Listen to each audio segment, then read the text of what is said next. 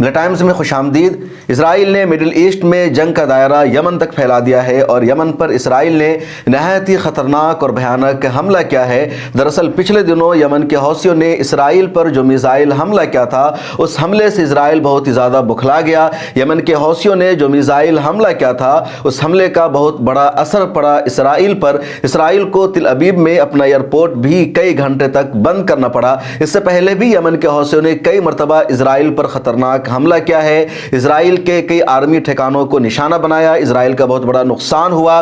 कई इजरायली बंदरगाहों को निशाना बनाया यमन के हौसियों ने।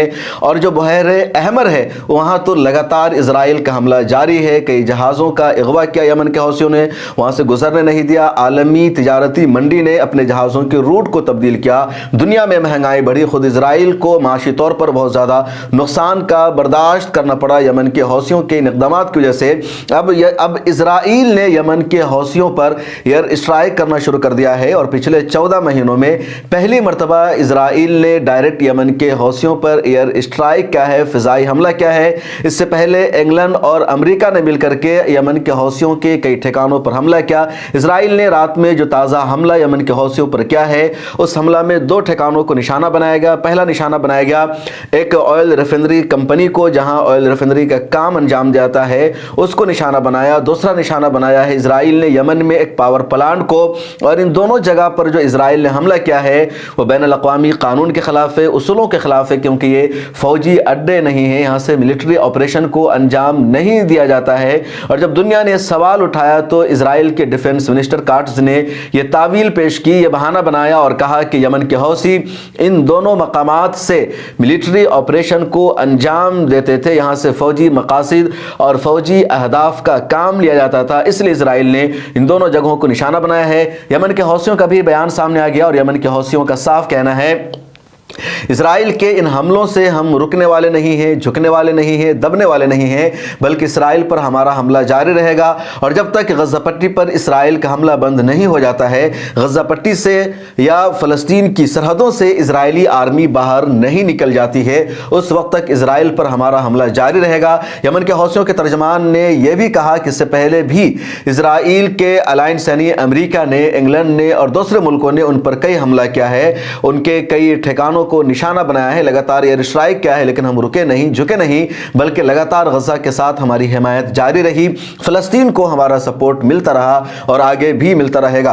लेकिन जो सबसे बड़ा सवाल है जंग के नुक्ते नज़र से, वो ये कि आखिर इसराइल ने यमन पर एयर स्ट्राइक कैसे किया, क्योंकि यमन और इसराइल की जो सरहदें हैं कहीं से आपस में नहीं मिलती है। 2200 किलोमीटर का फासला है और इसराइल के बाद उर्दून आता है, उर्दून के बाद सऊदी अरब आता है, उसके बाद यमन आता है। तो यमन और इसराइल की सरहदें आपस में नहीं मिलती है और एयर स्ट्राइक करने के लिए ज़रूरी है इसराइल से जहाज़ का उड़ कर जाना। तो आखिर इसराइल ने किस तरह एयर स्ट्राइक किया, किसके एयर स्पेस को इस्तेमाल किया, क्या समंदर में मौजूद एयर स्पेस को इस्तेमाल किया है या किसी मुल्क के ऊपर के एयर स्पेस को इस्तेमाल किया है। समंदरों के अहाते का जो एयर स्पेस होता है वो भी किसी न किसी मुल्क के दायरे में ही होता है, वो किसी मुल्क के इख्तियारात से बाहर नहीं होता। तो ये बहुत बड़ा सवाल है कि आखिर इसराइल को किस मुल्क ने अपना एयर स्पेस इस्तेमाल करने की इजाज़त दी है, किस तरह इसराइल एयर स्ट्राइक करने में कामयाब रहा। यमन के हौसियों ने मिसाइल हमला किया, एयर स्ट्राइक नहीं किया। इसराइल भी अगर एयर स्ट्राइक करता यमन के हौसियों पर तो इतना बड़ा नुकसान नहीं होता, लेकिन ये जो इसराइल ने हमला किया है, उसने ऑयल रिफाइनरी कंपनी को, जहाँ से तेल निकलता है, तेल की सप्लाई का काम किया जाता है, उसको निशाना बनाया। इसके अलावा पावर प्लांट को निशाना बनाया है इसराइल ने। और ये जो दोनों हैं, हमला है इसराइल का, इंसानियत पर हमला है और एयर स्ट्राइक के जरिए इसराइल ने इस हमला को अंजाम दिया है। इसराइल का कहना है कि पिछले 14 महीनों से यमन के हौसियों ने हमारी नाक में दम कर रखा है, लगातार हम पर हमला किया है, हमारे ठिकानों को निशाना बनाया है।